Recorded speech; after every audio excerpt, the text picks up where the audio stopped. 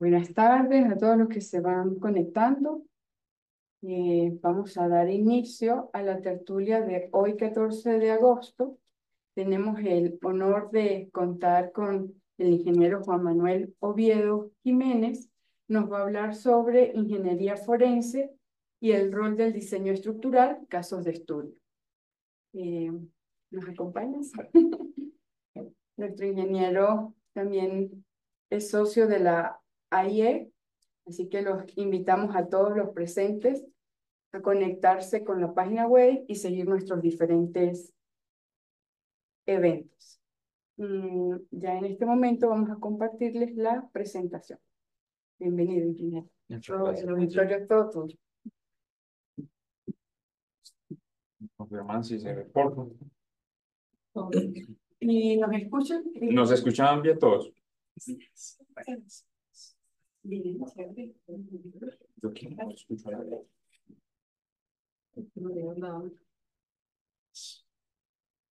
Bueno, ¿cómo estás? ¿Cómo estás? ¿Tú escuchas ahí?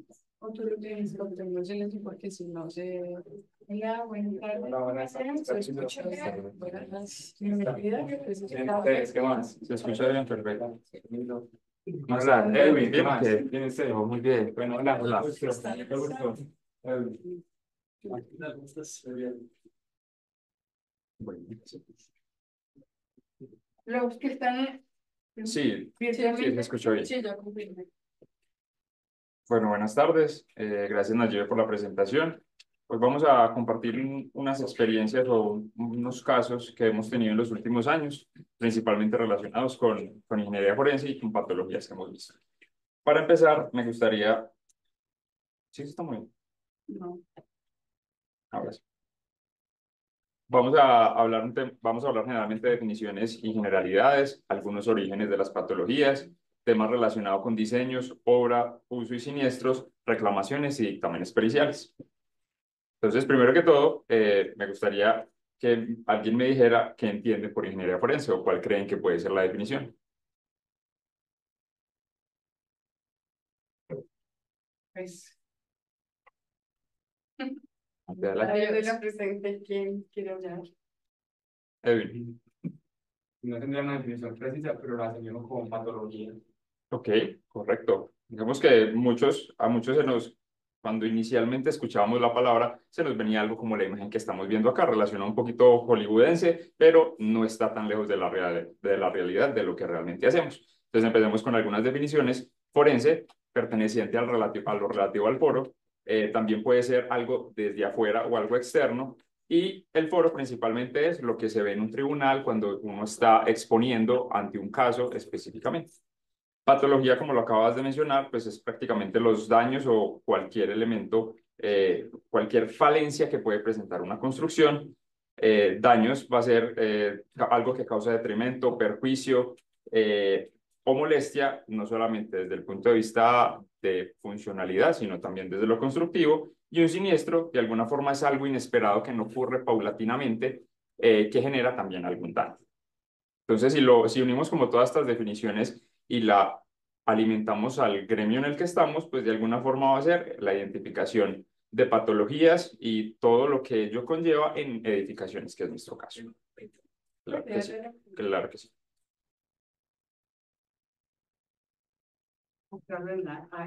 Bueno, primero que todo, ¿cuál es el origen de las patologías? Todas las patologías pueden ser catalogadas con diferentes orígenes que pueden estar principalmente desde los diseños, desde la forma o la concepción del proyecto, especificaciones, planos y detalles, o desde la construcción, desde su licenciamiento, materialidad, procesos constructivos o decisiones económicas que se toman durante la construcción.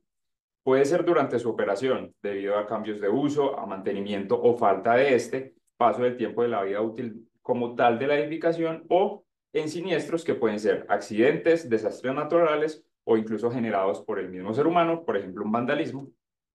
Y la pregunta es, ¿cuál es el más común? ¿Cuál creemos que es el más común?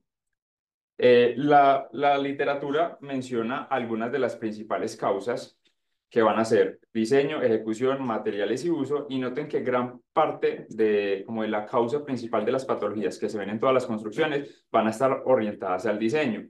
más o menos un 30% en ejecución, materiales casi un 20% y un uso aproximadamente el 10%. Aquí empieza como a confluir un poco de elementos que hemos tratado en la asociación desde hace mucho rato. Es parte de esas patologías que se tienen o que se vienen desde el diseño, puede estar un poquito relacionado a que en el medio generalmente escogen o optan por el que me diseñe más barato o necesito radicar rápido. Digamos, aquí ahorita vamos a hablar un poquito más adelante. En nuestro gremio es una usanza de que los planos que se licencian no son específicamente los que se construyen. Esto puede traer, como todos sabemos, algunos problemas, o el todo se soluciona en obra.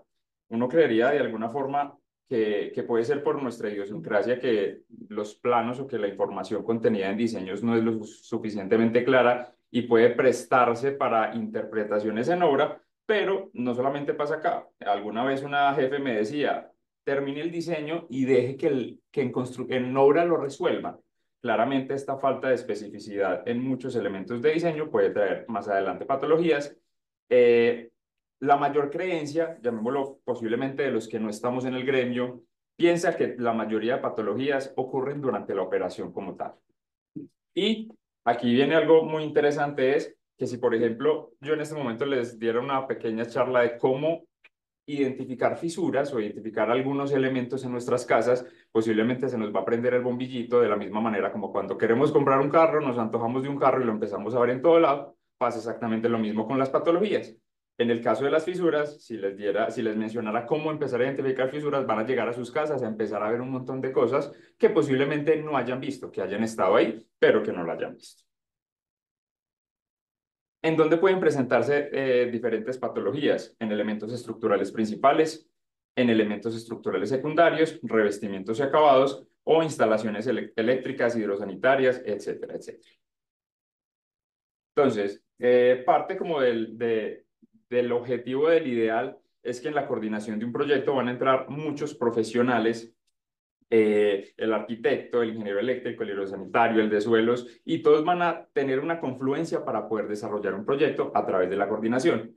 Si bien este es el objetivo, de alguna forma la realidad tiende a ser un poquitico diferente. Cada profesional de alguna forma va a estar metido en su burbuja si tiene cierta interacción con los otros profesionales, pero a la final no existe como esa integración completa para poder tener un diseño. Aquí hablo de diseño generalmente de toda la fase del diseño de cualquier proyecto. Entonces, ¿qué puede pasar? Si bien tenemos algunas metodologías como la BIM u otros software que nos ayudan a este tema de coordinación, puede que muchas veces se quede solamente en esta parte del programa. A la final, todos tenemos un modelo 3D, pero los diseños o los planos siempre van a ser completamente independientes, en la mayoría de los casos. La claridad o la cantidad de los planos, si bien puede ser debatible que la cantidad, yo tener muchos planos en un proyecto estructural, si significa que esté bueno, pues de alguna forma cuando hay muy poquita información en los planos, tiende a lo mismo, a no tener suficiente claridad o a tener interpretaciones en obra. Esto, por ejemplo, es una muestra de un plano de notas generales que muy seguramente muchos profesionales del diseño estructural tenemos, tratando de suplir esa necesidad de falta de información. Ahorita vamos a hablar de si realmente la leen o no, pero incluso en detalles, principalmente a muchos nos gusta poner muchas notas tratando de dejar salvedades, pero muchas veces se pueden quedar cortas ante la no interpretación o ante la no lectura de, digamos, de los mismos profesionales que van a ejecutar una obra. En nuestro gremio nos encontramos de todo, desde los constructores muy juiciosos que efectivamente leen todo y preguntan hasta por la coma o por la tilde que puede que no esté, o gente que de alguna forma dice, eso es mucho texto, no lo voy a leer, continúo y diseño y construyo como siempre lo he hecho. Todos hemos conocido casos en algún momento de edificios de 10 o de más pisos con 3 o con 4 planos, o casas con un solo plano, vuelve y juega, puede que la cantidad no signifique la calidad, pero cuando uno carece de cantidad, de alguna forma va a carecer de esa misma calidad. El tema de los honorarios, pues lo hemos debatido muchas veces, hay muchos lugares, por ejemplo aquí en Medellín, donde un diseño que uno puede cobrar 5 millones de pesos, allá lo consiguen 500.000 pesos, ese es otro tema, y digamos ante esta posible falta de coordinación entre muchos elementos que si bien puede que no hagan parte, por ejemplo, del diseño estructural, una impermeabilización, una práctica recomendada es llamémoslo, mandar o referenciar a otros planos. Por ejemplo, si bien yo tengo un elemento expuesto a la intemperie, yo no voy a especificar la impermeabilización o su protección, pero sí puedo decir, ver especificación de protección en otro lado. Entonces, de alguna forma, eso puede cerrar un poquitico el gap de la coordinación. Si bien es algo que debería estar coordinado, puede ayudar un poquitico a eso.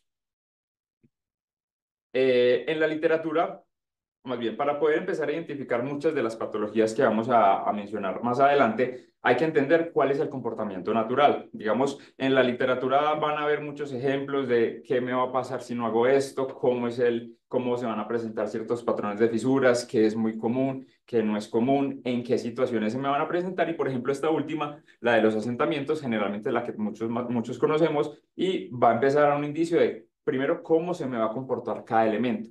Y dentro de una construcción, independientemente si es antigua o si es nueva, es muy posible que las condiciones se repitan, porque al final vamos a utilizar los mismos materiales. Entonces, al momento, vamos a ya empezar a hablar de tema de dónde se generan las patologías. Empecemos con el diseño. Generalmente cuando hay algún problema o buscando culpables, los estructurales muchas veces somos el primer objetivo, pero ya vamos a ver que no necesariamente. Hay que empezar a identificar en construcciones. Aquí vamos a mostrar algunos ejemplos de diferentes edificaciones aquí en Colombia, que si bien muchas puede que sean, claro, eso es obvio que había que hacerlo, pues al uno verlo en la práctica en edificios existentes, pues se nota que de pronto no fue tan obvio porque van a tener ciertas falencias. Por ejemplo, la primera fotografía es un gran voladizo. Noten que se empieza a generar una fisura, digamos, en el borde del voladizo, que principalmente lo que se evidencia es que la mampostería se está partiendo o se está rajando. Efectivamente, si yo voy a esperar que mi voladizo se deforme, ese lugar es donde va a haber digamos, esa dilatación y al no tenerla, pues claramente se va a presentar la fisuración.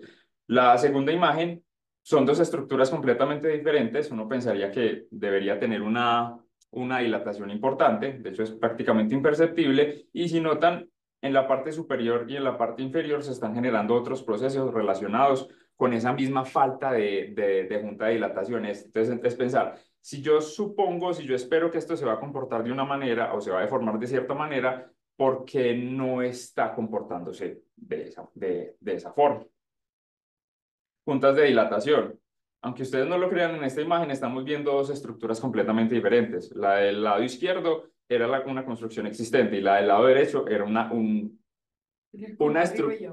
estructura adosada. De pronto aquí no se alcanza a ver, pero aquí está como la fisurita. Digamos que dentro de los planos y de las especificaciones, tanto arquitectónicas como estructurales, estaban consideradas como una estructura completamente independiente, pero por alguna razón el constructor dijo, no, esa junta no me gusta y se ve muy fea, pasémosle todo el acabado completo como si fuera una sola. Claramente, si todos sabemos que si son estructuras independientes, se van a mover independiente y va a generar la fisura. Entonces ahí es cuando esa coordinación, diseños, obra, no se lleva a cabo bien y lo que genera es una fisura, llamémoslo, más que fea o que al cliente le va a molestar es que si si no le hicieron un tratamiento de materiales o no escogieron los materiales adecuados en esa misma junta, como eso es una cubierta, por ahí va a entrar mucha agua. Y efectivamente, por ahí entra mucha agua por esa falta de coordinación. Esto es algo muy común que todos lo tenemos muy presente, es que si yo tengo un elemento como columna, pues voy a tener dilataciones respecto a los elementos no estructurales. Pero en este caso, prácticamente nos estaban diciendo, venga, ¿y por qué se me generó esa fisura? De pronto esa falta de entendimiento de cómo se comportan los elementos puede ser normal, pero otras personas que no están dentro del sector, pues no lo van a ver como tan normal. Y esta foto tiene un par de particularidades. No sé si alcanzan a notar las manchas que se ven justo debajo de esa franja. Digamos, son manchas provenientes como de la acumulación de ciertos elementos como agua. Y de alguna forma, en esta sección, prácticamente lo que va a pasar es que siempre se va a acumular agua. Entonces, eso me va a empezar a generar patologías. Incluso en la parte de al lado allá, no sé si alcanzan a identificar que tengo llamémoslo un vértice con una fisura en toda la mitad. Prácticamente ahí no hay tratamiento de de cómo se va a comportar el agua. Prácticamente no hay ni una ruana, no hay ni una canal, no hay ningún elemento que me evite que el agua vaya a entrar. Este es el mismo edificio que les mostraba ahorita, que supuestamente tiene una junta de dilatación, pero es mínima. Y pues parte llamémoslo inconveniente que hubo en dicho proyecto es que habían unos elementos no estructurales que estaban compartidos por ambos edificios. Entonces, de primerazo, claramente el cliente al ver esto dice, fue pucha, se me rajó una columna, se me va a caer se me va a caer el edificio. Pero a la final era un elemento no estructural que no fue pensado en su posición para abarcar dos estructuras. Y claro, hubo un sismo, las dos estructuras se movieron completamente independiente y como no había ni dilatación, ni se pensó desde un principio cómo iba a comportarse ese elemento, pues claramente se fisuró. Más juntas de dilatación. En esta primera fotografía, lo que vemos como un machón o como una columna, efectivamente es una columna de un edificio de 7 pisos y el murito de enseguida era un antepecho en el primer piso. Entonces, al no tener una junta de dilatación entre los dos elementos, claramente el grande al deformarse más, pues va a tratar de arrastrar el otro. Y como no estaba despegado, pues venga, yo me lo arrastro y voy a generar dicha fisura. La foto del lado derecho es exactamente la pared del frente con una connotación adicional que pues claramente tiene rastros de humedad y una patología que lleva muchísimo rato ahí. Ahorita vamos a hablar un poquitico más del tema de la antigüedad de algunas patologías, pero es muy curioso, claramente para las personas que no son del gremio, que a veces dicen, no, es que esa fisurita se me generó la semana pasada, pero cuando uno va a sitio y evidencia elementos que llevan mucho tiempo ahí, como las maticas, como la humedad, como el moho, como ciertas fluorescencias, pues se da cuenta, venga, esto no pasó hace poquito, esto lleva muchísimo rato. Eh, Algunas presuntas deficiencias en la cimentación. Esta imagen tiene una particularidad que si notan eso que hay en la mitad es un soporte de televisor. Claramente cuando tenían el televisor veían mucho menos las fisuras, pero cuando quitaron el televisor se dieron cuenta de que efectivamente hay una condición general como tal en la casa. Y lo mismo que les hablaba ahorita, la antigüedad de algunos elementos se evidencia de acuerdo a las actividades posteriores que tuvieron. Claramente ahí eso ya no era ni fisura ni grieta, sino algo mucho más allá que tenía una magnitud y una profundidad mucho más grande, que lo han tratado de reparar muchas veces según la fotografía o según cuando lo vimos. La una está a 100 metros de la otra, son construcciones completamente diferentes, pero en el mismo sector. Si bien esto se hubiese podido solucionar desde un principio con una cimentación adecuada, que era el caso que había acá, y el caso que no había acá. Entonces, en ese espectro de coordinación de muchos profesionales, nosotros como estructurales casi nunca pensamos en el agua. ¿Qué va a pasar? Claramente puede que no sea nuestra responsabilidad, es más del arquitecto, pero a la final esa falencia o esa ausencia de coordinación va a afectar un elemento estructural. Por ejemplo, estas son unas escaleras en una lámina de alfajor. Como pueden ver en la imagen, hay una acumulación muy grande de todo. El agua no tiene para dónde ir, todas las hojas van a ir a ese punto y por la misma condición, eso cada vez va a ser mucho peor. Incluso, esta foto es muy bonita de cómo es el proceso de laminación o de oxidación de esa misma lámina de alfajor. Y algo que generalmente no está en la cabeza de nosotros como estructurales es qué elemento estoy utilizando si voy a tener al intemperie. Digamos que cuando uno monta el modelo y también llamémoslo por economía, porque el constructor me dijo, me gusta más utilizar 2 PHR porque es más barato, porque es más fácil, etcétera, etcétera. Listo, estructuralmente cumple, pero en muchos casos, y claramente dependiendo del proyecto, de las condiciones, eso está cerquita al mar, pues noten este elemento que es un PHR que estructuralmente en el plano funciona, pero en la vida real que estoy generando una acumulación de agua en el mar. Y que como es un elemento cerrado, que de por sí la forma va a hacer que me entre muchísima agua, solamente me voy a dar cuenta de esa falencia o de esa patología cuando ya de alguna forma ya es muy tarde. Y la forma de repararlo como es cambiar el elemento. Entonces, ahorita estamos hablando mucho de juntas. La pregunta es, ¿será que entonces tenemos que tener juntas en todo lado para validar o para no esperar fisuras feas en nuestros elementos? Digamos, esta imagen simplemente es un muro perpendicular respecto a otro. ¿Qué me está mostrando esa fisura? Efectivamente que es un muro perpendicular. Entonces aquí, si bien a los arquitectos no les gustan las juntas, prefieren que no se vea, entonces ahí es donde uno dice, o usted se la hace desde el principio o va a esperar a que el material se la haga sí o sí. Incluso muros perpendiculares. Miren estas dos imágenes, la de la mitad De hecho, se alcanza a evidenciar un poquitico la fisura, muy bien, prácticamente se disimula con la pega, pero en la otra no. ¿Qué pasó? Ahí tengo un muro perpendicular que de alguna forma, por otras condiciones, me empezó a mostrar esa patología, que pudo haber sido muy evitada desde el diseño como tal. Hay algo que es muy importante, es que nosotros como estructurales generalmente, o más bien el común es no prestarle mucha atención a los elementos no estructurales. Generalmente uno se va con un detalle típico y que resuelvan en obra. Uno de alguna forma no piensa en la modulación, no piensa en intersecciones más allá del cálculo sísmico. Sin embargo, esto no se va a caer, pero genera una patología o genera una incomodidad o alguna condición no deseada. Por ahí No sí. confort. El estado de servicio es no confort para el usuario. Correcto. Y digamos, en este caso, esta fisura que estoy mostrando está nueva, pero si usted la deja así muchos años, por ahí le va a entrar toda el agua que usted quiera. Concentraciones de esfuerzos. Si bien, por ejemplo, esta imagen es una casa de hace 40 años de perforación horizontal, es una manzana prácticamente la que es una sola estructura, ni siquiera son independientes.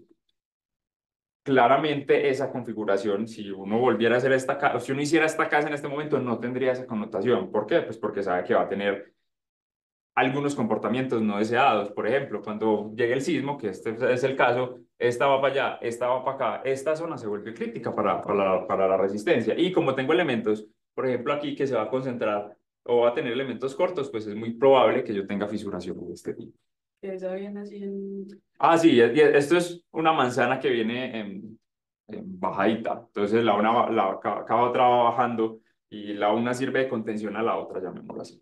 Y esta, ¿Cómo lo resolveríamos? ¿Qué propuesta? en este momento, la solución era de alguna forma reparar lo que había.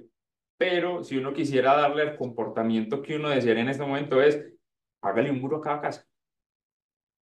Y esta, que a los arquitectos nunca les va. La solución estructural sería, venga, hago una junta de dilatación o colóqueme una viga para la concentración de esos esfuerzos, pero a un arquitecto nunca le va a gustar eso. Por ejemplo, esa fisura que estamos viendo ahí es el vivo ejemplo de la teoría. Yo tengo una concentración de esfuerzos y por ahí se me va a generar la fisura. Más juntas de dilatación. Por ejemplo, en esta imagen, esto es una estructura, esto es otra estructura. Listo, está la junta. Bien, se van a mover diferente. Pero ¿de qué me sirve que se muevan diferentes si el muro como tal lo hicieron completo? No sé si alcanzan a identificar ahí la fisura o la rajadura entre los dos elementos. Y vuelve y juega, no es solamente pensar desde el punto de vista estructural, sino que si por debajo eso no tiene absolutamente nada contra la impermeabilización, ¿qué va a pasar? Una acumulación de agua, se me corre el refuerzo y incluso en el momento de esa visita, eso era peligroso, eso se le puede caer encima a alguien. Estas fotografías, digamos, tienen una historia. Esto es la cimentación de una estructura en acero, de una casa en acero. Entonces uno de primerazo piensa, ¿y esos pelos qué serán? Entonces esos pelos eran el refuerzo de los pedestales que no terminaron en gancho a 90 dentro del nudo de las vigas de cimentación. Listo. ¿Cuál fue la solución? Véanlos aquí al lado. ¿Qué hicieron? Los cortaron. Y esto es más común de lo que ustedes quisieran. En algún momento nos tocó un proyecto el año pasado. Alguien tomó una decisión, el nivel de la casa quedó malo, la cimentación era en pilas. Alguien dijo, corten todos los ganchos de las pilas. Y entonces volviendo a este tema, listo, ¿dónde quedarían las barras de ese pedestal? Las cortaron, ¿qué habrán hecho con ellas? ¿La que las soldaron? No están los pernos.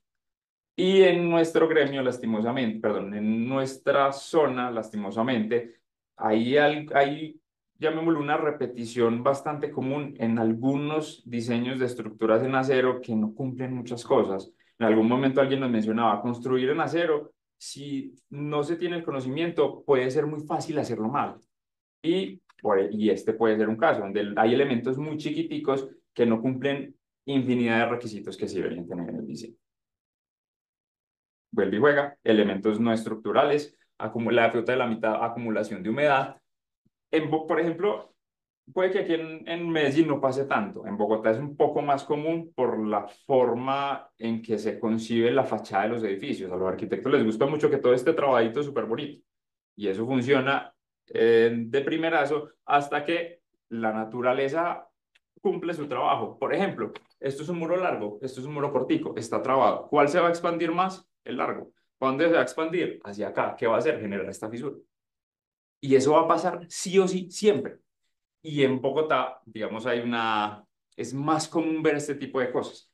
Y cuando, ahorita lo vamos a ver, pasa un sismo, la gente va a empezar a identificar esas cosas creyendo que se las ocasionó el sismo cuando llevan ahí mucho rato. La misma que habíamos ahorita de una concentración de un dintel, solamente que más peor. Bueno, aquí también desde la parte del diseño, perdón, como desde esa fase de diseño, también entran los revisores y las curadurías. Si bien para nuestra normativa, edificios de más de 2.000 metros cuadrados o con ciertas características va a tener estructural, revisor y revisor de curaduría. En teoría, los tres tienen la misma responsabilidad en caso de que pase algo malo, pero es conocido que no todos, que estos tres componentes no tienen la misma capacidad o el mismo alcance durante su revisión, si bien tienen la misma responsabilidad. ¿Qué es lo que pasa? Un pequeño relato. Un inversor no de este país, extranjero, quería comprar 3 apartamentos en un edificio en el barrio más cool de Colombia. Entonces, él en su pensamiento, venga, yo voy a hacer una inversión importante, como últimamente ha tenido muchas noticias de edificios con problemas en la ciudad, quiso, venga, yo quiero hacer una revisión, yo quiero contratar a un ingeniero para que me revise este edificio. Claramente, la inversión de esa revisión comparada con la inversión total era relativamente pequeña. En su momento nos contrató a nosotros, en su momento pensamos, es un edificio, era 2019, lo licenciaron en 2016, estaba relativamente nuevo. Pensamos en su momento, va a ser relativamente sencillo, es muy probable que cumpla porque está nuevecito. De hecho, ni siquiera el edificio lo habían terminado de entregar.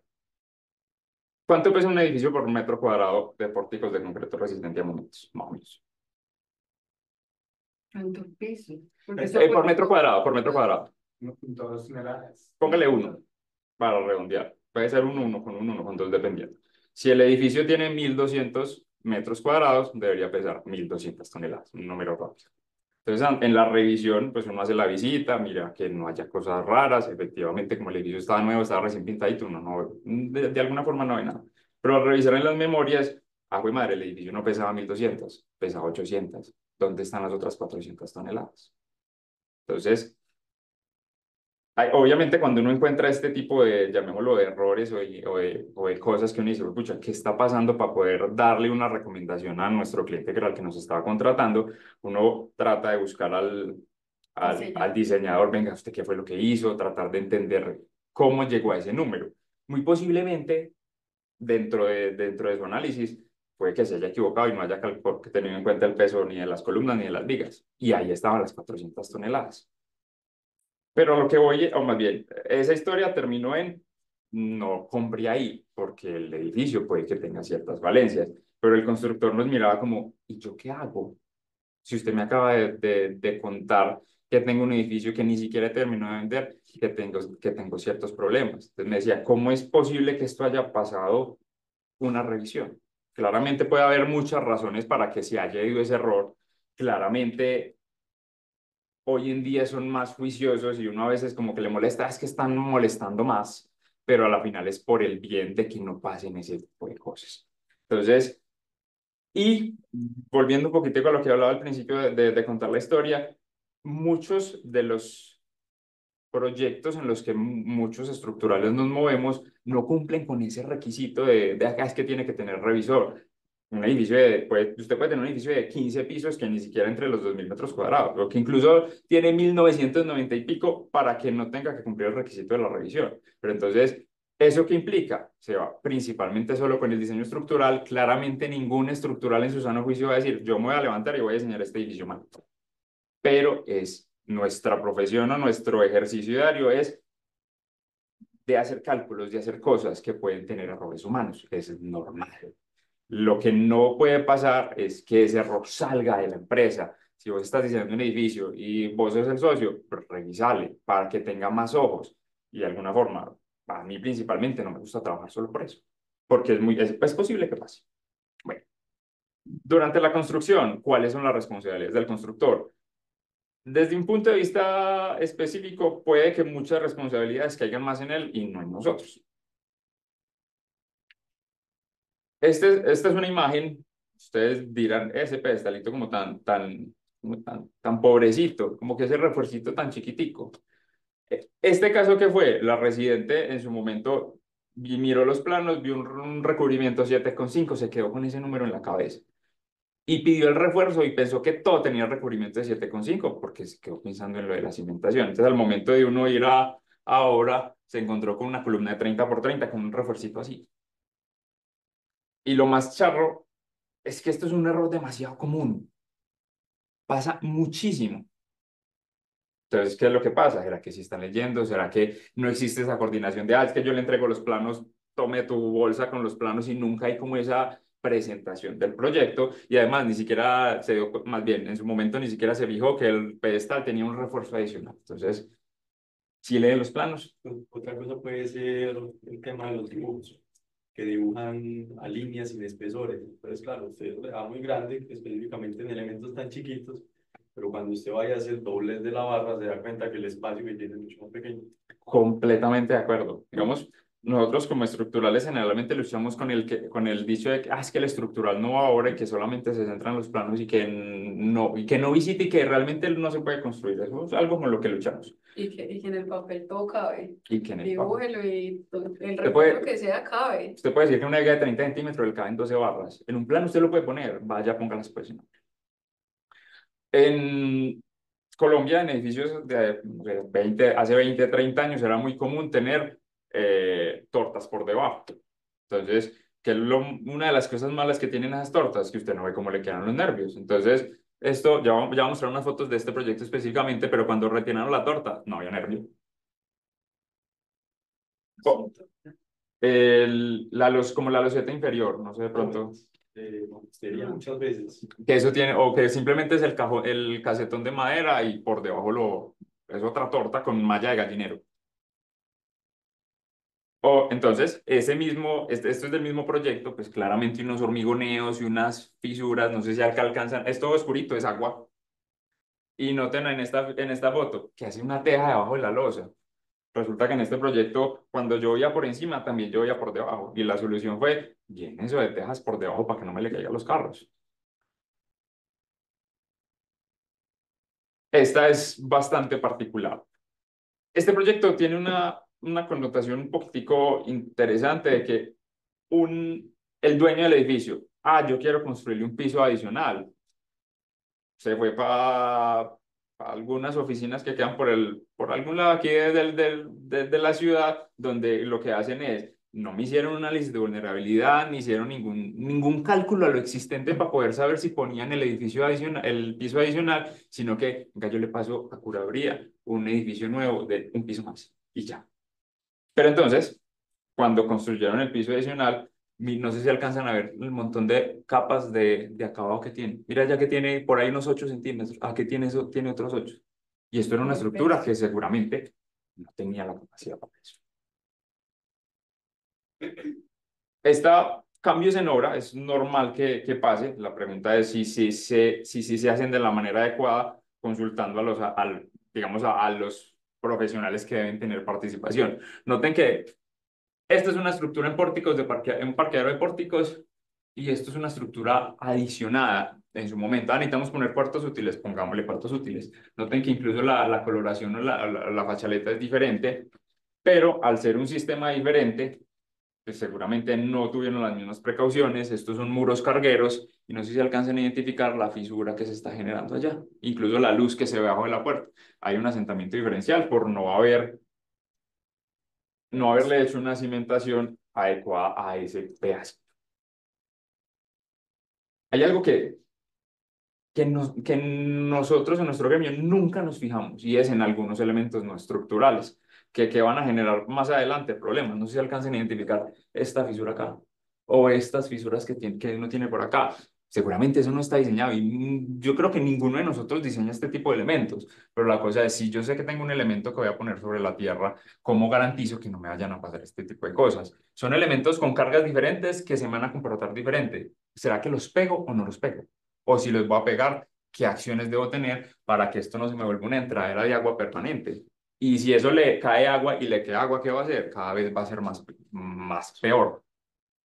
¿Cómo se soluciona eso? Con coordinación. O incluso estas canaletas, para que yo tenga una concentración de sedimentos así es porque hace muchísimo rato no le hago mantenimiento. Juntas de dilatación, ¿cuántas vemos ahí? Ninguna.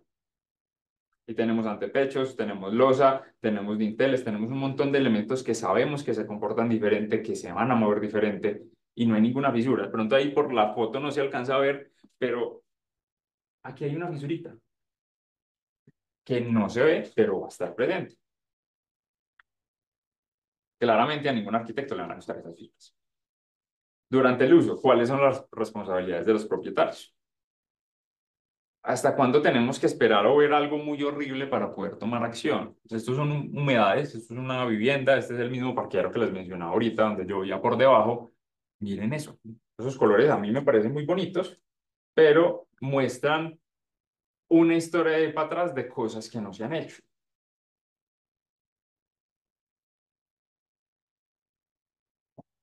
La pregunta es, ¿qué hace el agua? ¿Qué hace la oxidación?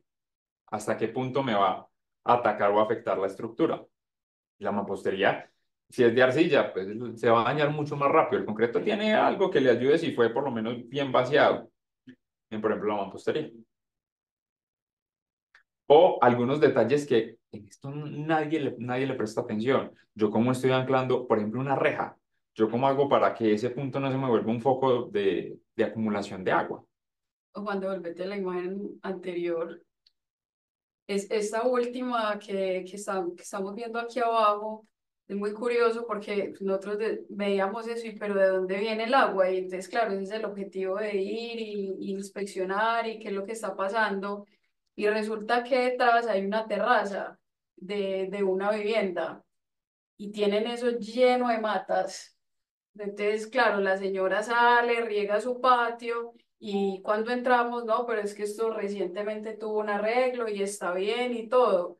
Pero ¿qué pasó? Que dejaron el desagüe muy chiquito y entonces hay una acumulación permanente del agua y entonces termina afectando el resto. Entonces también hay que tener en cuenta uno como propietario cuáles son los cuidados que debe tener con la vivienda y que no afecten pues un mal uso que termine afectando esto. O incluso, por ejemplo, en los balcones que también vemos llenos de matas, pues todo ese peso adicional de la tierra, ¿será que uno sí concibe desde el diseño todo ese peso?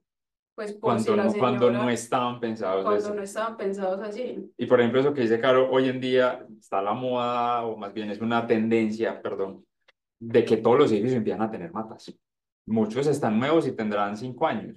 Esperemos un ratico que todo este tipo de patologías, si no fueron bien diseñadas, bien coordinadas, bien ejecutadas, va a empezar a mostrar su lado no tan chévere.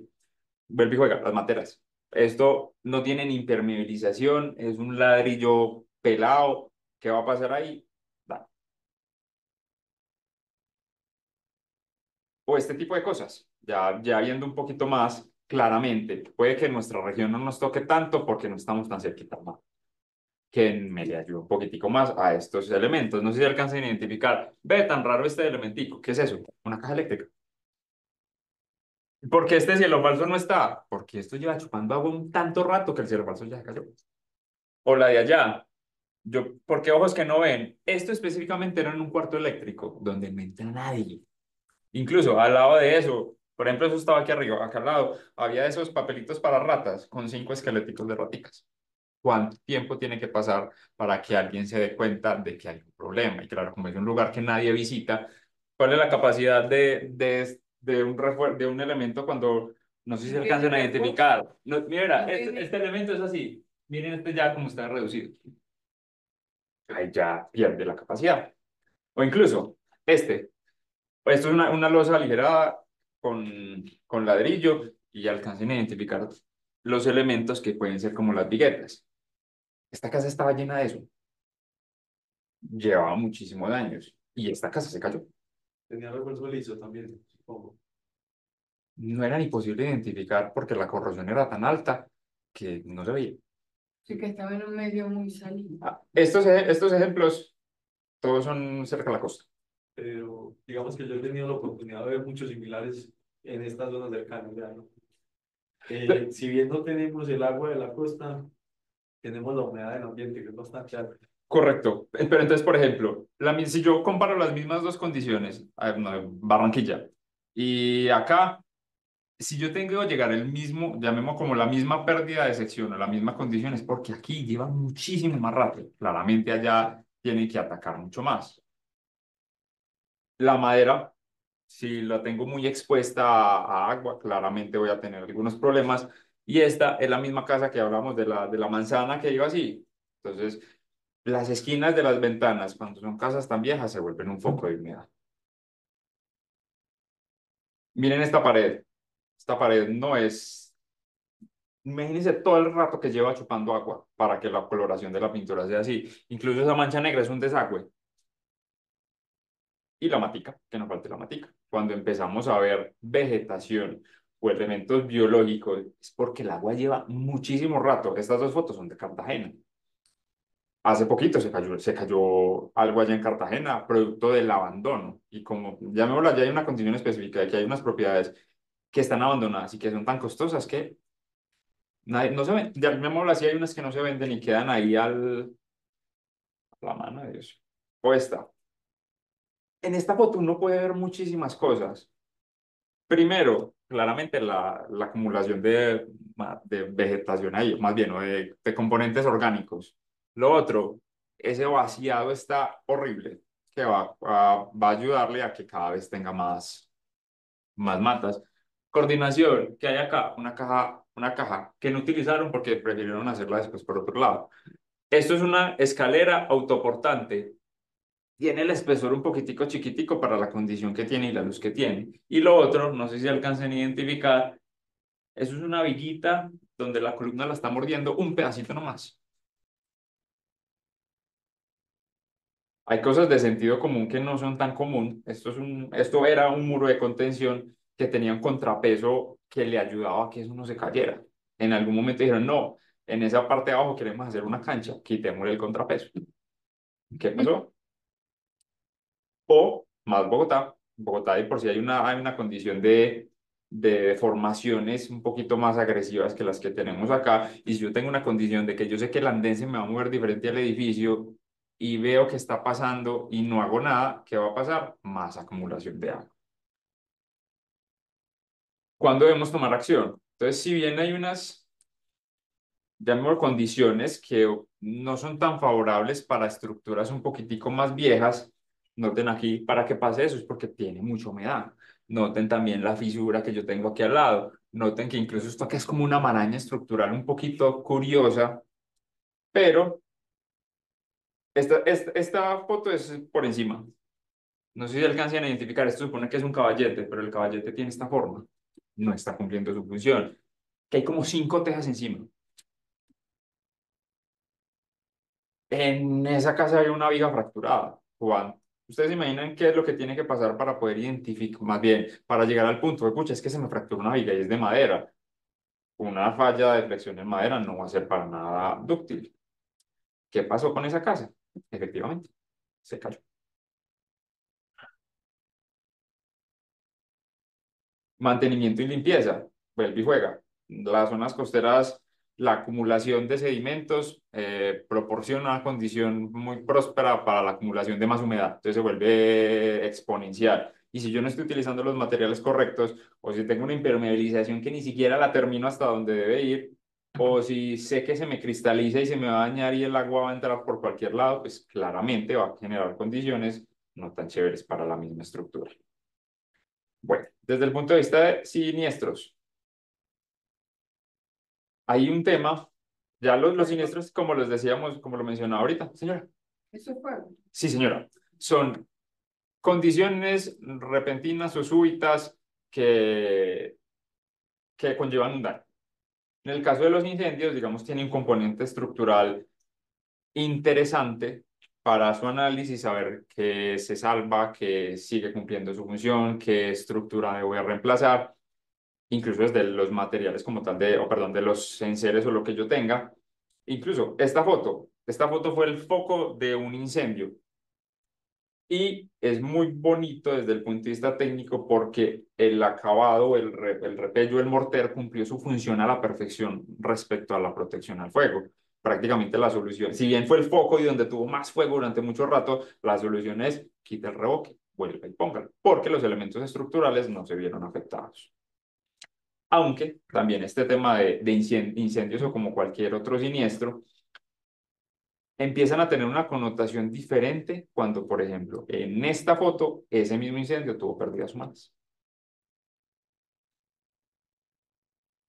Bueno, otra historia curiosa. ¿Quién hace la inspección o quién determina qué tal fue, qué tanto fue el daño? Uno me preguntaría, ¿quién es la persona que debería ir a revisar cómo está la casa? Tal cual. Esta, esta tiene una connotación bastante curiosa, hubo el siniestro, sí, se chocó el carro. Fue un arquitecto que posiblemente no tenía el conocimiento y la recomendación es, la casa hay que tumbarla y volverla a hacer.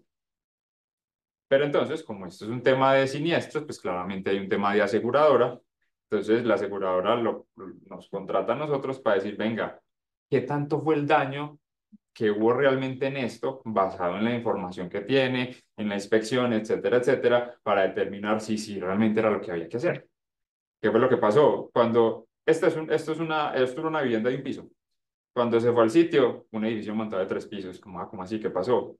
Entonces, el propietario se quedó con eso en la mente del arquitecto que dijo, túmbala y vuelva y hágala, y montó un edificio, literal. Pero entonces estaba teniendo una reclamación suficientemente grande como para terminar el edificio, porque ni siquiera estaba terminado. Parte del análisis que hicimos nosotros de identificar cuál era la real afectación es que no había necesidad de tumbarlo, si había que hacer reparaciones, si había que hacer algunas cosas, pero no desde el punto de vista como se lo habían pintado, digamos, por ese desconocimiento. Entonces, la reclamación eran como 120 millones de pesos a la final. Como no había que hacer todo lo que le habían dicho, fueron como 30 lo que realmente se pagaron. Elementos no estructurales. Esta foto de la de allá, lo mismo que estamos hablando ahorita. Concentración de esfuerzos. Y estas dos fotos de acá, ¿qué creen que es? ¿Qué creen que pasó?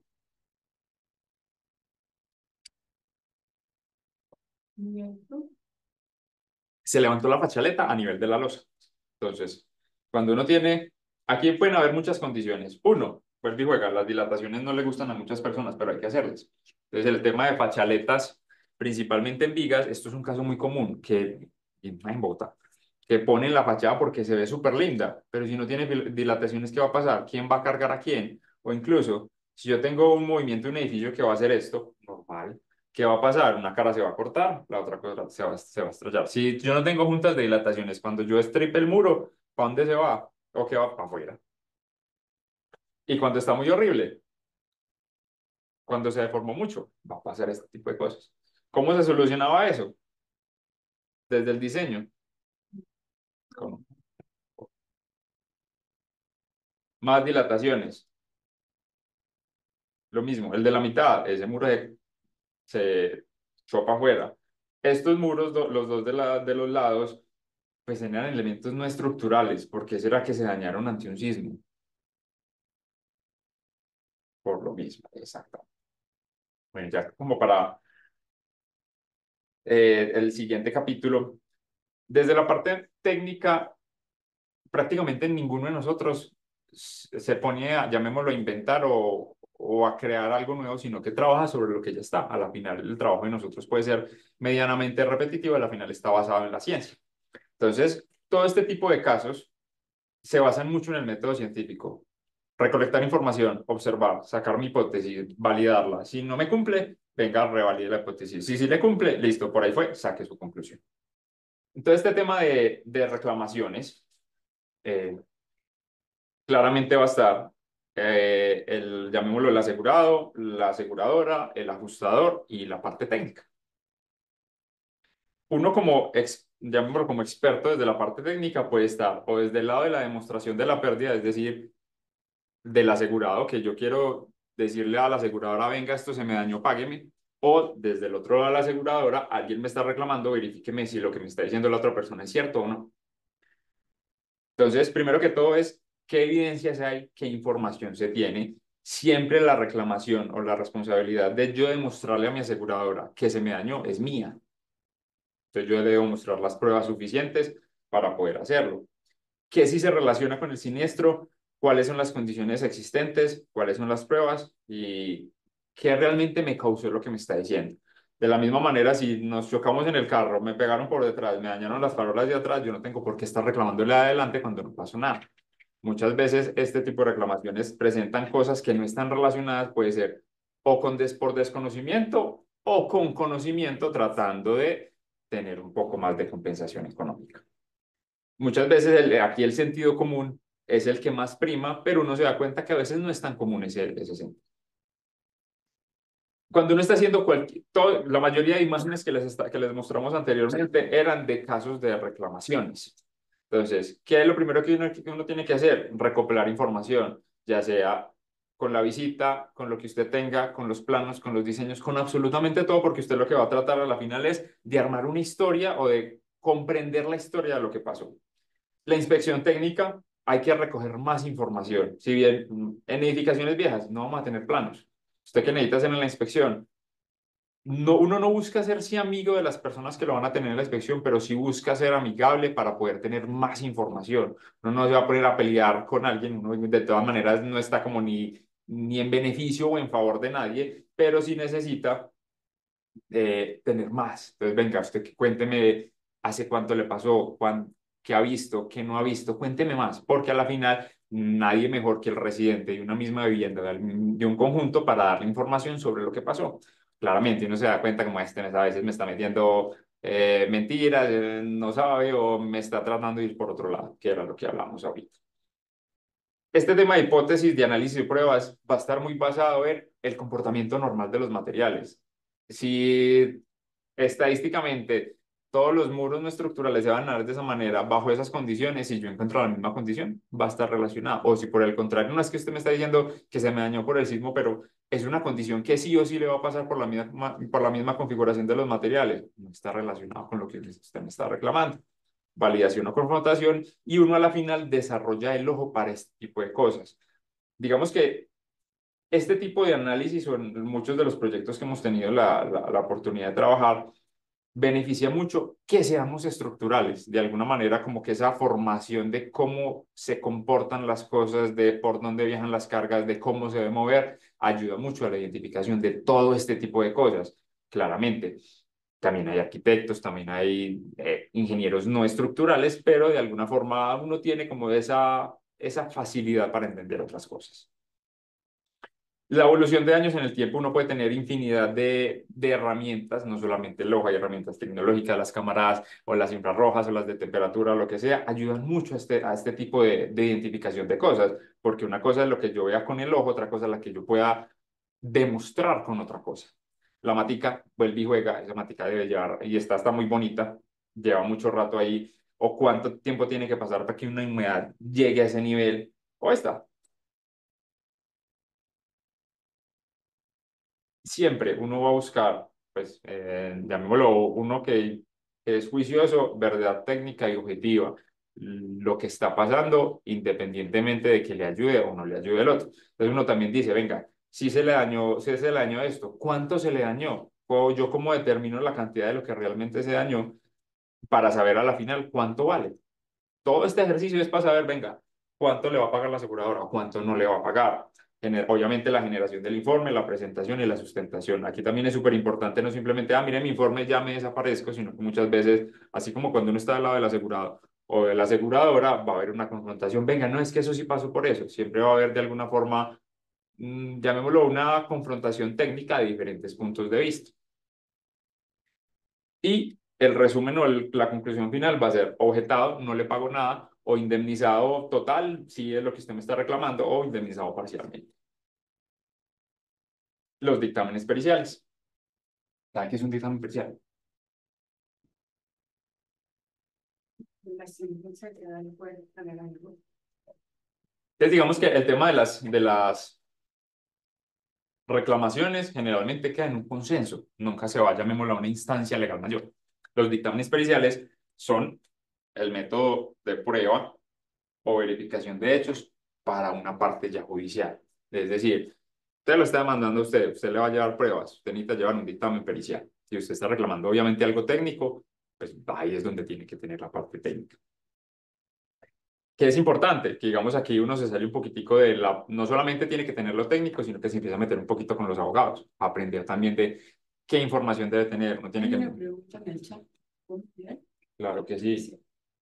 Marcela Lozano nos dice en el chat. Para la presentación del informe pericial, ¿existe algún estándar que sugiera un protocolo de elaboración para que los procesos de recopilación y evaluación sean los más objetivos posible e independientemente de las partes que representan? Tal cual, ya iba para allá. Justo lo que voy a decir es la respuesta a eso. ¿Qué es un dictamen pericial? Una prueba. ¿Para quién? Para el juez y para los abogados, que no tienen ni, llamémoslo por su formación, no tienen ni idea de lo que nosotros le vamos a hacer. Entonces uno se vuelve el aliado técnico o la persona técnica que les va a hacer entender, enseñar, explicar un acontecimiento. Así como si cualquiera nos preguntara de un tema que no somos nosotros, llamémoslo, confiamos en esa persona, vamos a estar de acuerdo o no, de acuerdo a la información que ellos nos suministran. Entonces, por eso tienen que ser claros, precisos, detallados. Vuelve y juega, le estoy contando a alguien que no tiene la más mínima idea del tema para que tome una decisión y esa decisión claramente va a ser beneficiosa para una parte o para la otra. Obviamente aquí hay un tema ya de prestigio, de marca, de plata, llamémoslo, es un nivel adicional. Claramente yo debo estar convencido de lo que estoy diciendo. Si yo no me creo el cuento yo mismo, es muy difícil que le vaya a hacer creer el cuento al juez, ¿cierto? Y se rinde bajo juramento. Claramente aquí ya hay un tema de que si uno no, de que si uno va y dice mentiras, tiene otras sanciones disciplinarias. Entonces, respecto a la pregunta que estaban haciendo, todos los dictámenes periciales, para que no los vayan a... El objetivo de los abogados en una demanda, ¿cuál es?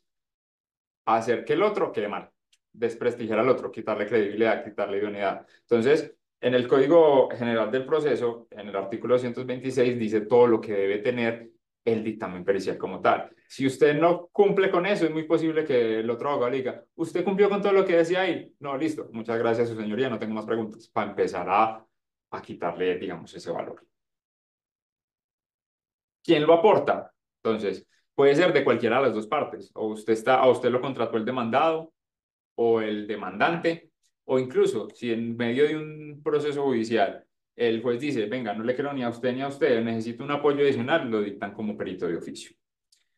La idoneidad, digamos, aquí es muy importante. Los que estamos acá todos somos estructurales. Si usted va ahí en su dictamen pericial, hace un levantamiento topográfico, por ahí se le puede meter, porque no es la experticia suya. Por ejemplo, o si va a evaluar algo de un tema eléctrico, se le pueden meter por ahí. Entonces es súper importante, si uno tiene un dictamen pericial que compone muchas profesiones, claramente cada ítem o cada parte del dictamen debe tener su profesional específico, porque si no, por ahí se le meten y por ahí se lo tumban, llamémoslo así. Lo mismo el componente evaluatorio. Si yo voy a decir, no, es que en la demanda usted le tiene que pagar N cientos millones, yo no soy pues uno como estructural no es la persona idónea para decir, pague esa plata. Para eso que necesita un evaluador. Entonces, ahí empieza a haber muchos profesionales que pueden estar, digamos, embebidos en el proceso. Profesional en el tema, lo mismo. Puede que yo lleve mucho tiempo haciendo un levantamiento topográfico, pero si yo no tengo una certificación, algo que me lo ayude, comprobación y certificación de toda la experiencia para poder lo mismo. Usted necesita decirle, mostrarle al juez que yo sí era el experto o el indicado para decir lo que estoy diciendo. Y aquí hay algo que es súper importante, que es, como ya estamos hablando de un componente jurídico un poquitico más elevado a lo que generalmente estamos acostumbrados, hay que tener un componente emocional llamémoslo muy bien marcado. Si usted no abogado lo ve que se pone nervioso, ¿por dónde se le va a ir? A ponerlo más nervioso, ¿cierto? No solamente durante la sustentación, sino que como usted está en medio de una pelea, correcto, usted va a estar en situaciones incómodas. Si usted va a una visita de, no sé, constructora versus copropiedad, que es lo más normal que pasa, allá van a estar todos peleando con todos. Si no es capaz de manejar esa situación, posiblemente no va a hacer las cosas también. Entonces, a la final, ya para resumir, los diseñadores tenemos una responsabilidad más allá de la fase del diseño propio. Podemos contribuir a minimizar riesgos que afectan a los consumidores finales de nuestro sector. Todo esto a través de ¿qué? De los buenos procesos, del buen acompañamiento, no solamente en la parte de diseño, sino también construcción e incluso después de, porque nos acabamos de dar cuenta que nosotros podemos tener mucho más allá del solo diseño y claramente entendiendo las responsabilidades. Nadie se va a pisar la manguera, pero si, por ejemplo, el constructor es responsable a partir de que no, de cuando no hace lo que está en un plan. Y así va a ir una cadena, llamémoslo así. Entonces, ya como para concluir, parte de lo que nosotros en la empresa hemos implementado y hemos visto necesidades en el medio es no solamente estar en esa fase de diseño, ahí uno puede tener mucho más acompañamiento en obra, prestar unos servicios que incluso los constructores lo necesitan y lo agradecen porque es muy común que el estructural se pierda. Claramente estoy hablando de los no juiciosos, de los que se pierden. Seguramente los que estamos acá no. Evaluación diagnóstica de estructuras. Cuando empiezo a identificar falencias, problemas que pueden ser atendidas, remediadas antes de que pasen mucho más. O cuando ya pasan a más temas de reclamaciones y temas de aseguradoras, para eso está la ingeniería forense. Principalmente es a eso. No sé si tienen alguna duda. De hecho, hay uno. Bueno, por aquí en el chat se identifica en el chat como PC, pero es Nelson Andrés. Y dice, hola, ingeniero Juan. Gracias por la conferencia, felicitaciones. Tengo una pregunta. ¿Cómo validan las hipótesis formuladas de alguna patología? ¿Existe algún acompañamiento de inspección de la solución técnica? Claro que sí. Bien. Aquí uno, más bien, cuando uno habla de validación de una hipótesis, uno lo puede hacer de muchas maneras. Si estuviéramos, no sé, en un laboratorio, claramente se haga el experimento, valida conclusiones, pero como les decía ahorita, nosotros no nos vamos a inventar la rueda nuevamente o el fuego. Si yo tengo, literal, esta condición y tengo un ejemplo que me muestra exactamente lo que pasó, es muy fácil de correlacionar. Esa es la validación de las hipótesis, de que realmente pasó. Claramente, dentro de las pruebas del reporte cuando uno está generando eso. Si me está reclamando en un sismo, ¿usted qué también debe proporcionar? Que el sismo sí ocurrió, de qué magnitud, con qué características. Pasa, haz que hubo un vendaval y era una lluviecita toda, llamémosla pendeja. ¿Cómo determina o cómo usted prueba también que efectivamente sí la hubo o no la hubo? Por ejemplo, en eso, en la red meteorológica, en Valle de Aburrá, tenemos en el CIATA, ustedes pueden bajarse la precipitación, bueno, hay muchas estaciones, entonces eso podría ser una herramienta para evidencia, ¿no? Correcto. Incluso aquí en Colombia hay estaciones que están muy bien documentadas y otras que no. Nos ha pasado de las dos, que la más cerquita no está tan cerquita y entonces uno le toca empezar a correlacionar la que esté más cerquita. Así es. ¿Y existe algún acompañamiento de inspección a la solución técnica? Digamos, aquí uno lo puede interpretar de dos maneras. No necesariamente la persona que hace la inspección es la persona que va a elaborar el informe, que es pues, lo normal. Pero entonces la persona que hace la inspección sí debe tener las bases técnicas o la guía suficiente para poder identificar las cosas que yo después vaya a mirar. ¿Qué pasa mucho en las inspecciones? Pues no solo va una vez. Entonces, si yo tengo que ir a hacer una inspección, no sé, en Coveñas, uno pega el viaje y le digo, madre, la foto que no tomó, no la tomó. No es como tan fácil, me voy a devolver, claramente por todos los gastos que implican, más el permiso que tiene que tener para usted poder. Entonces, esa inspección técnica se vuelve súper importante. Tomar videos, que las fotos estén rotuladas con la fecha. Algo tan sencillo como eso le puede desbaratar a uno las cosas. Voy a seguir aquí por el chat. Como siempre es bastante dinámico. Aquí nos habla el ingeniero Alejandro Espina y dice, quiero felicitar inicialmente a la AIE por la calidad de sus tertulias. Felicitaciones igualmente a Juan Manuel por la conferencia. Gracias. Bueno, les digo, yo tengo la siguiente pregunta. Primero, ¿cuál es la referencia bibliográfica de las gráficas inicial donde se mostraba que la mayoría de los daños patológicos se deben al diseño. Quiero saber si aplica únicamente en edificaciones o también en otro tipo de obras. Eso está en los libros de patología, pero... Ese inicialmente es de una ingeniera que se apellida Pereira. Ay, me tengo que volver porque no la tengo en la cabeza. Específicamente, esa gráfica es para edificios, llamémoslo, Esto, para edificaciones. perfecto. Sin embargo, es muy posible que el mismo caso se aplique para muchos otros tipos de obras. La segunda pregunta que él nos plantea es, en el momento de la vulnerabilidad sísmica, en los ensayos que se realizan para identificar las propiedades mecánicas para incluir en el modelo, el análisis estructural se realiza directamente con estos valores tal cual o se afecta por los factores del capítulo A.10 de la norma universitaria. Depende. Digamos que el tema de los ensayos o la caracterización de los elementos estructurales que yo tenga al momento de hacer una vulnerabilidad sísmica van a depender de la cantidad de información que yo tenga. Ideal sería, usted hágale, llamémoslo, saque la información a la mayor cantidad de elementos posibles, pero, pero eso no es posible, valga la redundancia. Entonces uno lo que busca es hacer como un análisis estadístico de los elementos que uno tenga accesibles para poder hacerlos y las herramientas que tenga.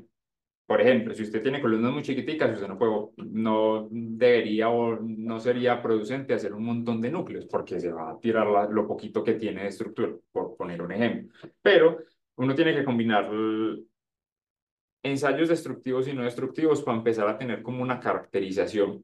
Aquí principalmente estoy hablando de resistencia al concreto, apoyarse de esclerómetros, de ultrasonidos e incluso de otro tipo de ensayos para poder determinar qué es lo que tengo. Uno a la final, ¿qué hace? Un análisis estadístico, ya depende de la complejidad del análisis de lo que esté haciendo. Si, venga, tengo 20 columnas, le voy a hacer solamente ensayo a 2 por X o por Y razón, venga, si le puedo hacer a las otras elementos no destructivos para poder tener como un global o un mayor panorama de lo que está haciendo. Generalmente, en temas de resistencia, uno trata de ser un poquitico más conservador si le dan resistencias muy malas. O si por el contrario le dan resistencias buenas, pues uno trata también como de venga, no me voy tan allá y le pongo un poquitico menos para el análisis. Pero sí hay que tener en cuenta lo que está apuntando, lo de los factores de reducción de las resistencias y... Sí, total. Digamos, esto es previo a usted poder, más bien, lo que tiene que hacer antes de empezar a mirar como tal la metodología de la norma. Es que también hay metodologías, ¿verdad? Que dependiendo del análisis de vulnerabilidad y estadísticamente el elemento que tú estés estudiando. Porque si yo voy a una urbanización y tengo 20 edificios, por decir algo, y voy a analizar mi elemento estructural o mi elemento es el edificio, o si voy a analizar dentro de la edificación son las columnas o son los muros o tal, uno hace una estadística en función del elemento al cual estoy midiendo la vulnerabilidad. Entonces, ahí el parámetro importante, considero yo, es definir qué es el elemento. Voy a analizar columnas, voy a analizar... Sí, claro. Voy a analizar edificios, voy a analizar, bueno, elementos no estructurales, ¿cuáles? Para saber cuál es la cantidad mínima a los cuales debo ensayar y sacar todas las propiedades. Y por ejemplo, justo lo que está diciendo también va a depender de a qué le estoy haciendo un análisis. Va a decir algo, si fuera un edificio del tamaño de esta habitación, lo más probable es que todas las columnas las hayan vaciado el mismo día. Lo más probable. Entonces puede que eso me dé un panorama diferente, mientras que tengo una estructura de, no sé, de 8.000 metros cuadrados, eso no va a pasar. Entonces ahí sí es más importante el muestreo de lo que yo hago. Por ejemplo, la losa. Es muy posible que una losa de este tamaño sí la vacíen en un día. Es exactamente lo mismo. También entender un poquitico qué fue lo que posiblemente se hizo durante la construcción para poder entender también cómo voy a empezar a sacar ese muestreo de materiales. Gracias. Vamos a seguir aquí. Mire, Marcela Lozano nos dice, ¿cree usted que sea necesario tener una guía técnica generalizada que indique el protocolo de cada uno de los procesos de levantamiento de información en el caso de edificaciones colapsadas, parcial o totalmente, con el fin de evitar la pérdida de información al momento de recopilación de evidencias? Sería genial. Digamos, está muy bacana la pregunta y la respuesta es Debería. debería. Y prácticamente pasa lo mismo que con los contratos. Usted cada vez va usando su contrato de cualquier prestación de servicios más grande a medida que la va cagando, que la va embarrando. De alguna forma puede pasar lo mismo con este tema, con este ítem de recolección de información. Uno de primerazo piensa a los planos de diseño, pero o sea, en otro proyecto se da cuenta, venga, es que no solamente es esto, sino algo más. Y así se va acumulando la cantidad de información que uno va requiriendo en cada proceso. Es muy posible que muchos casos específicos no tengan toda la información, pero usted con un derrotero va, puede ir desglosando las cosas. Ahí, por ejemplo, yo creo que en lo de Armenia, de pronto Juanma me puede confirmar esa información, pero por ejemplo, cuando hay ese tipo de desastres, las entidades gubernamentales, como necesitan un despliegue de ingenieros pues muy rápido, vaya, revise que hay que evacuar o que está en buen estado, que se puede ocupar, pues han intentado hacer como esos checklists o esas guías como revise esto, no sé qué. Sería muy bacano uno tener algo así, pues como para este tipo de, sí, como un listado, pues para hacer un dictamen. Yo creo que eso sería algo, pues como muy chévere que se pudiera hacer ese avance, pero lo que dice Juanma, pues cada vez va saliendo más cosas, se va dando uno cuenta, depende mucho también de qué fue lo que pasó, por qué se colapsó, en este caso puntual que está diciendo Marcela, que es colapsada, pero cuál fue el motivo del colapso, entonces va a haber información diferente, porque no es lo mismo un colapso por un impacto o por un mal diseño, entonces vamos que va a variar mucho. Muy buena esta discusión, ¿verdad? Porque, a ver, las lesiones que generan una estructura tienen diferentes orígenes, ¿verdad? Pueden ser biológicos, ¿verdad? Pueden ser tú nos explicabas, porque hicimos una mala práctica en el diseño, hoy tenemos muy buena práctica, pero ejecutamos mal en la obra, ¿sí? O por las amenazas naturales que puede estar sometida a la edificación o la obra civil. Si estoy en la parte costera, pues es importante el ambiente, ¿sí? Más la actividad por viento o la actividad sísmica, dependiendo de la zona donde estemos, ¿sí? Pues es interesante estos espacios que estamos haciendo desde la asociación para discutir y generar algunos mecanismos. También quiero aprovechar y recordar, nosotros futuramente, en septiembre, vamos a dar un curso, o el proyecto masivo que hay es que a través del DAGREP, ¿verdad? Y con la AIE podamos estar replicando cursos donde capacitemos a los ingenieros para hacer una evaluación rápida y poder tomar la decisión si es habitable o no la edificación y qué más se necesita, ¿sí? Y no es solamente para sismos, porque puede haber, lo que nos dijo ahorita Carolina, esa estructura falló o hay inhabitabilidad debido a porque cayó un árbol. Y la estructura está muy bien, pero colapsó la vía o muchas cosas. Entonces los invito siempre a seguirnos. Y yo te tengo una pregunta, Manuel, ¿verdad? ¿Cómo invitamos a la generación? No, yo me considero ahí como ni viejita, ni joven, ni intermedio, pero a los jóvenes y a los más mayores a que nos ayuden a generar esta conciencia y a siempre dar, no esperar que se genere una lesión, ¿verdad? Para tomar soluciones, pero ¿y si se genera, cómo hacemos una buena práctica? Porque mira que tú nos hablabas aquí hasta la parte legal. Y me gustó mucho porque lo hiciste saber, la inteligencia emocional que hay que tener y algo que nos invitaste y también invito a todos a ser objetivos, porque nuestra función como ingenieros estructurales o ingenieros civiles que se desempeñan como estructurales en este tipo de ingeniería forense y esto, hay que ser muy objetivos. Y las causas pueden deberse a las dos partes que están en el litigio de ver quién paga o quién no paga las consecuencias de la lesión. Incluso, pues para complementar el tema de ese dinero, todos en algún momento nos ha tocado dentro de este gremio, llamémoslo, no nos dieron el trabajo porque había alguien que cobra más barato. Esta mañana lo hablábamos. Y ese tema de, llamémoslo, de la guerra del centavo en la consultoría, se ve muy reflejado en esto. Pucha, a nosotros nos llegan muchísimos proyectos. Ah, es que este diseño tiene falencias. ¿Cuánto cobró? Y me dice, pucha, ¿cómo es posible que cobren eso? Yo le digo, vos me molestas, no, pero de verdad, yo le digo lo que vale la grifería de un baño. Pues porque es que son casas de 1.000 millones y se quedan por 1 millón. Y uno dice, pues que 1 millón, cámbiale la grifería al baño, literal, póngale otra y se ahorra el millón, pero no en el diseño, ¿cómo me vas a cobrar eso? No, no. Entonces mejor me voy con el otro que me cobra 1 millón menos. Y eso más bien. Y ese millón menos, si bien estamos en un libre mercado, ¿qué significa que digamos, bajo las mismas condiciones, los mismos profesionales, qué significa que alguien cobre menos? Puede que esté haciendo menos. Va a ser menos. Tiene que... O incluso, el mismo ejemplo que esta mañana hablábamos, un diseño de un edificio en 15 días. Y dices, escucha, ¿para que cobre eso y lo haga en tan poquito tiempo? Es o porque va a simplificar lo mismo para todo en todos los pisos, eso es hacer menos. Esos 2 millones se van a ver reflejados en costos de materiales o no tiene nada más para eso. Pues o no se sabe qué es lo que hace. Creo que tengo un par de comentarios respecto a eso, que es bien interesante como tal en el tema de los daños. Y soy un poco crítico respecto a eso. Es que la norma dice por ahí que los elementos no estructurales son responsabilidad del constructor, ¿cierto?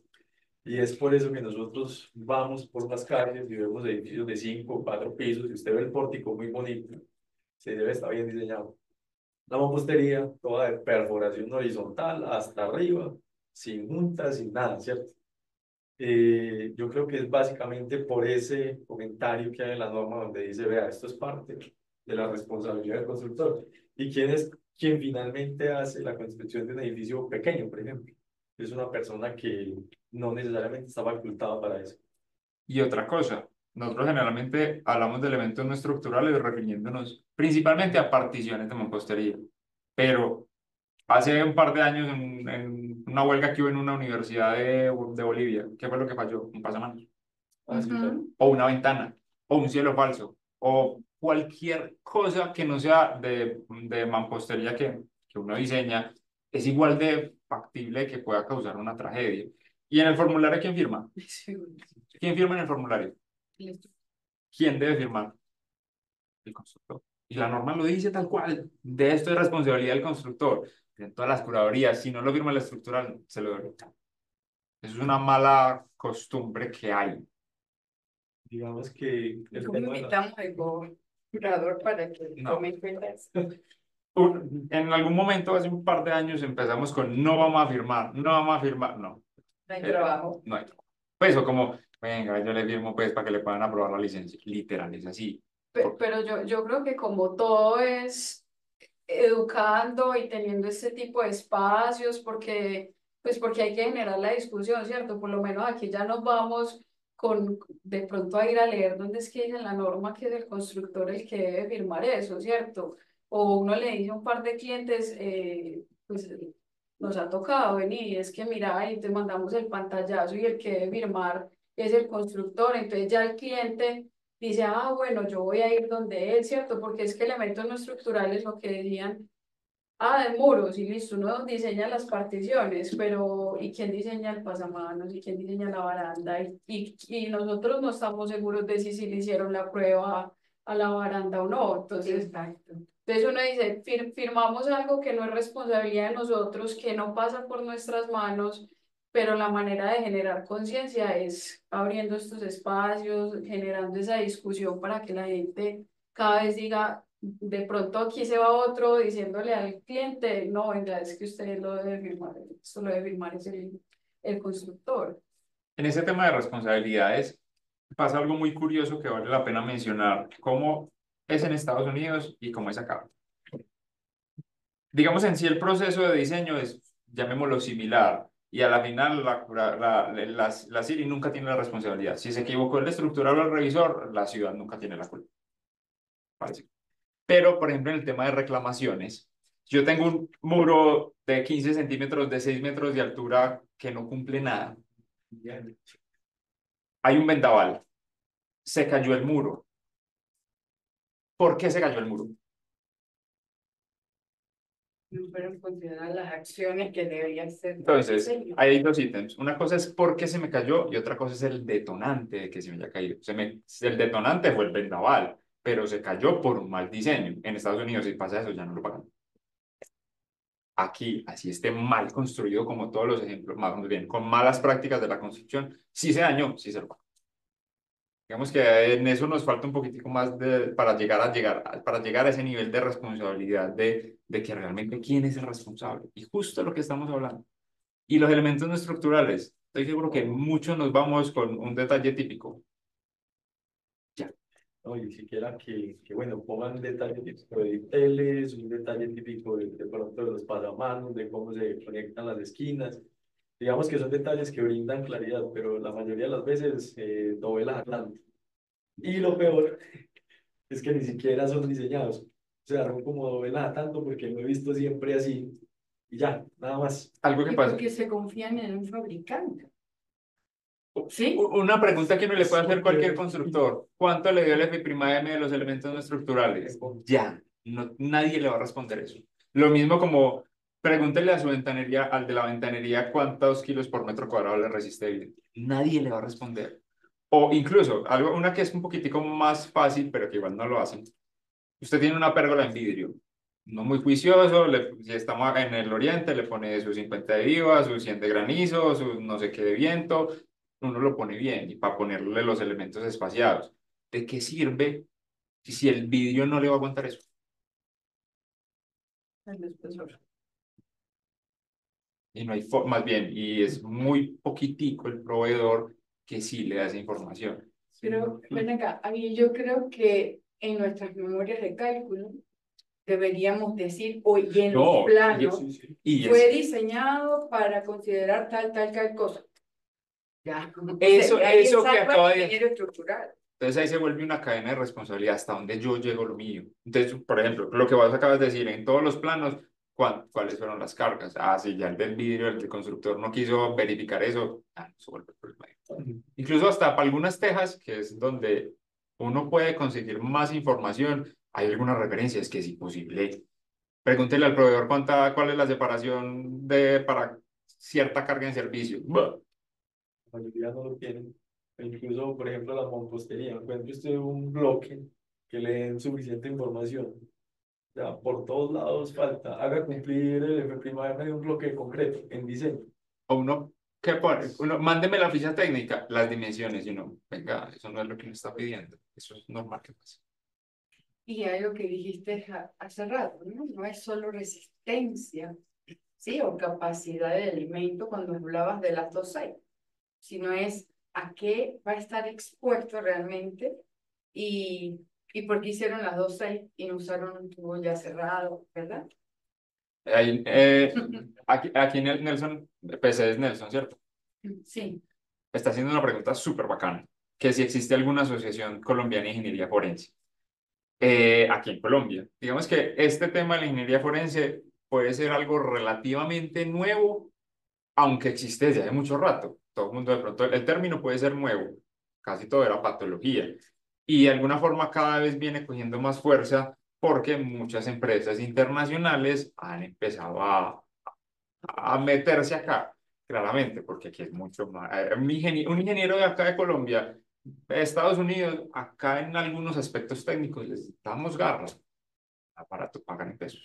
Pues muchas empresas, sabemos cuáles, o la compañerita que queda en diagonal, son empresas de Estados Unidos que empiezan a meter también este tema acá. Prácticamente nosotros empezamos a hacer esto porque yo trabajé en una empresa de ingeniería forense en Estados Unidos.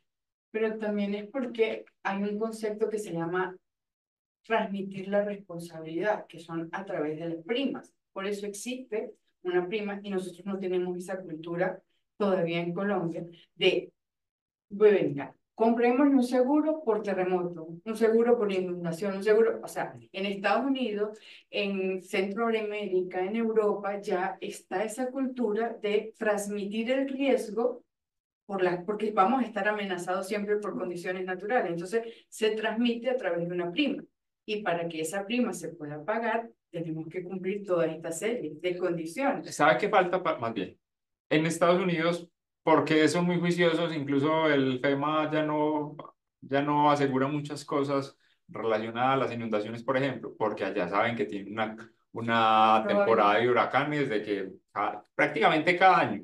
Y en Miami, cuando el huracancito viene cogiendo fuerza, ahí es donde la gente donde los estructurales hacen fuerza. Pues, escucha, es que el huracán que se está formando se está acercando a la carga de diseño que yo sé que tuvo el edificio, el rascacielos o lo que sea. Aquí, ¿qué nos falta? O más bien, ¿por qué en Chile son más juiciosos? Porque allá saben que en 50 años les va a tocar mínimo 2 terremotos buenos, de verdad. Aquí nos falta que nos tiemble un poquitico más para empezar a coger esa conciencia del resto.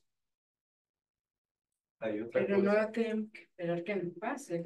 Ya tenemos 25 años de retorno. Han pasado desde el último terremoto fuerte en el país, que fue en Armenia, en 1999. Ese me tocó. Sí, entonces tenemos que esperar más pérdidas, dolor, para...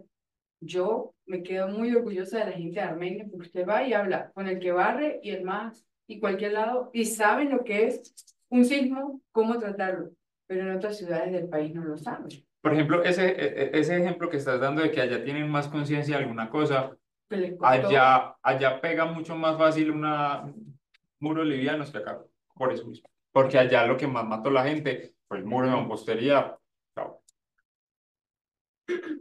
Hay una cosa también súper interesante en todo esto que va directamente relacionado con las causas de la patología originadas por el diseño, y es el tema de la estructuración. Yo creo que la estructuración con estructuración me refiero a cómo voy a armar la estructura, ¿cierto? Y yo creo que es el punto clave de todo, porque desde ahí nosotros mismos como ingenieros muchas veces originamos las irregularidades, originamos los problemas de deflexiones, originamos una cantidad de problemas que simplemente sentándome un ratico con el arquitecto y conversando un poquito los puedo solucionar, básicamente en eso. Pero el punto más crítico de todo es que básicamente eso se aprende con el tiempo, con los chicharrones, porque no hay una universidad donde den clases de estructuración y le enseñan a todo el mundo a diseñar una columna que posiblemente nunca se va a hacer a mano en la vida, a diseñar una viga, a diseñar un montón de cosas que ya hay quien lo resuelve, pero no le enseñan a uno a entender bien ese comportamiento físico de las estructuras, que finalmente se ve reflejado en eso, ¿bien? Las fisuras, todo ese tipo de cosas. El sentido común que tú hablabas, ¿no? Es sentir, un profesor decía, imagínese que la carga es agua, y usted pone el agua arriba y vea por dónde se va, y así empieza a sentir la estructura. De acuerdo. Preguntémosle los que están de manera virtual, si quieren comentar algo, prendan su micrófono y nos cuentan.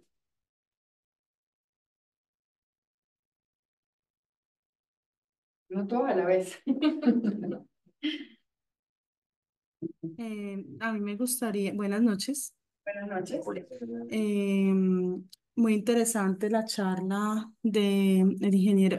¿Tú me puedes recordar el nombre del ingeniero? Juan Manuel. Juan Manuel. Juan Manuel. Bueno, me alegra que desde la asociación estén tratando el tema de ingeniería forense. Yo soy ingeniera civil, yo soy patóloga. Y estoy haciendo una maestría en construcción y el tema de investigación mía es ingeniería forense de edificaciones colapsadas. Específicamente estoy desarrollando una guía técnica para poder elaborar el informe pericial, para estandarizarlo, para poder blindar un poco la objetividad de los conceptos o las evaluaciones que se hacen, ¿cierto? Eh, yo creería que me gustaría que desde la asociación se siguiera trabajando en enseñarle a los profesionales, ya sea ustedes que son ingenieros estructurales y al resto de las otras áreas de ingeniería, hablarles sobre la ingeniería forense, porque la ingeniería forense son lecciones aprendidas, ¿cierto? Aprender de ellas, de los errores, para que repercutan en la enseñanza. Y no solo desde la parte de posgrados o la aplicación ya desde el campo profesional, sino que esto debería ser parte de la formación de las personas, o sea, de los profesionales que intervienen en la construcción, ¿cierto? Sería como el comentario, me agrada mucho hacerlo, yo iba a ir a la tertulia, pero pues no alcancé a llegar. Pero entonces, lo que digo es que así como se hizo en Estados Unidos, cuando empezaron a ver la necesidad de empezar a documentar, a darle, a enseñar, a promulgar, a divulgar la información y aprender de los colapsos de las edificaciones o de esos siniestros que se presentan, eh, aquí en Colombia, a través de las asociaciones como ustedes, deberían fomentar eso. No solo en estas tertulias, sino tratar de que se pueda ser incluida dentro de la formación. Pues aparte también soy docente universitario y pues dentro de un plan de estudios de pregrado no está esa parte y tampoco en en el posgrado de patología. Entonces lo que quería era que felicitar al ingeniero Juan Manuel. Yo no soy ingeniera estructural, los he estado escuchando y pues si bien, por eso enfatizaba mucho en el informe, en el informe forense, porque a veces puede ir sesgado desde la formación de la especialidad del ingeniero o el profesional que lo elabora. ¿Sí? Es muy diferente un informe pericial realizado por un ingeniero estructural a un informe pericial formulado por un patólogo, ¿cierto? Entonces, pues la idea es poderlo agremiar. Ese era como el comentario sobre esta charla que me pareció muy interesante y agradezco mucho después poderme comunicar con ustedes para hacer una consulta de expertos a la asociación. Gracias. Perfecto, Marisela. Marcela. Marcela, gracias por tu aporte, te escribí ahí en el chat, ¿verdad? Y bienvenida a ser parte de la divulgación. Te quería hacer una pregunta, ¿cuál es tu profesión? Sí. Yo soy ingeniera civil de la Universidad del Quindío. Ah, excelente. Pues mira, por las redes nos puedes contactar, hay un teléfono de la asociación y nos escribes al correo y te podemos dar hasta un espacio, ¿verdad? Para que nos cuentes más cosas y invitemos a más ingenieros a ser parte del conocimiento y de la divulgación de estos aspectos, ¿vale? Que hablan allí de Gracias, mi Jaramillo. amor. Gracias. Marcela, muchas gracias. Hay algo que es importante también mencionar respecto a los dictámenes periciales. Siempre va a haber una primera vez para uno, para cualquier cosa. Sin embargo, que sea la primera vez no quiere decir que eso se lo van a preguntar allá al juez. ¿Cuántos dictámenes periciales ha realizado con temas similares a esto? Puede que la respuesta sea, este es mi primero. Lo importante es solo empezar y tener, llamémoslo, todo el sustento técnico y la capacidad de poder dar un dictamen sobre algo, ¿cierto? Pues, todos vamos a tener nuestra primera vez, llamémoslo así, pero no quiere decir que eso le quite el mérito a alguien de que sea un experto en el tema o de que haya hecho en cientos cosas similares anterior, a pesar de que no haya sido en un ámbito legal. Sí, es importante poder compartir la experiencia. Ese aprendizaje es vital, ¿cierto? Ujú. Porque pues no hay una formación, pero sí hay una experiencia. Y hay que tratar de recopilar esa experiencia y compartirla para las personas que se quieran enfrentar a un proceso, ¿sí? De ese tipo, porque emocionalmente, y ese componente emocional es muy importante, no es fácil. ¿Cierto? No es fácil usted declarar algo, o sea, usted estar vinculado a un proceso legal por un informe técnico que usted está elaborando, ¿cierto? Es decir, determinar la responsabilidad de un tercero. O sea, por ejemplo, los patólogos hacemos mucho eso, ¿sí?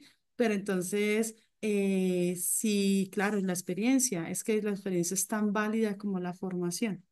Entonces, por eso es muy importante y por eso estoy siguiendo a los expertos para poder recopilar esa información y ya empezar como a organizarlo y empezar a darle forma, ya aterrizar eso. Muchas gracias y Muchas gracias. bienvenida también aquí. Y no sé si hay alguien más que quiera compartirnos algo por el chat. Y si no, pues una vez más, Juanma, gracias por estar aquí, Muchas gracias. por ser vanguardista, ¿verdad? Y por estar liderando la ingeniería forense, ¿verdad? Los felicito a ti y a tu equipo, que ahí está Carolina también. Y me siento orgullosa porque también fuimos parte de equipo. Ustedes fueron antes, trabajaron en el FEPIMACET también, entonces qué rico ver que nos formamos bien y hacemos cosas agradables. Sí. Y bienvenidos a estos espacios cada vez que puedan. Muchas gracias por eso. Y gracias a todos por la asistencia. Sí, gracias. Y a todos los que están virtualmente, por favor, diligencien su asistencia para seguirlos invitando a las diferentes actividades que realizamos desde la asociación. Muchas gracias. Muchas gracias. Dejo, no sé, El mando es suyo. o sea, y Bien, vamos a ver. no, gracias. Sí. No, serían-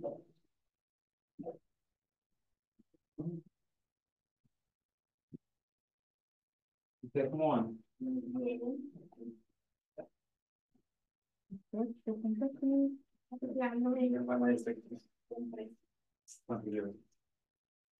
¿En qué empresa trabajan ustedes?